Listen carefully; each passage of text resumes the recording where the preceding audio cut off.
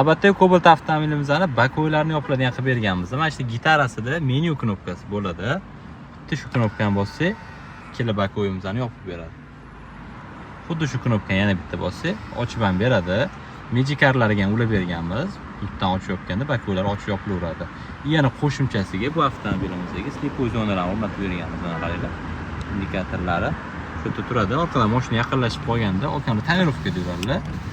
Orqadan mashina yaqinlashganda datchiklar ishlab bizani ogohlantiradi. Pоворotlikka yoqqanimizda datchik signal ham beradi. Eng qizig'i, bu avtomobilimiz Cobalt 2015 mexanika ko'p obzor qilgan edik. Bugungi qilingan ishlari mana shu bo'ldi. Slipoy zona yopiladigan bakoy. Mana shu gitarada menu knopka ulab bergan. Gitara bo'sh qolgan bu avtomobilimizga Premier tablo o'rnatib berganmiz. Malibu rul, bar, Premier tablo, shumka, torpedkalar qo'shi, o't ido navorot bo'lgan, apparaturalar ham yig'ilgan.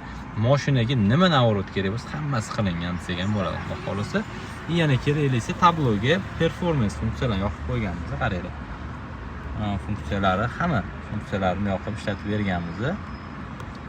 Hop, performance funksiyalariga bu yoqdan o'tamiz. Ruldan boshqariladi, qaranglar. Gazni bossa, tormozni bossa, точно o'qib beradi. Yana 0 dan 100 gacha necha sekundda chiqishlarini ham o'lchaydigan qilib ham funksiyasini yoqib qo'yganmiz. Xudo xohlasa. Xizmatlar qiziq bo'lsa, bizdagi Maximum murojaat qilaverasizlar, ishlarni chiroyli qilib bitirib beramiz.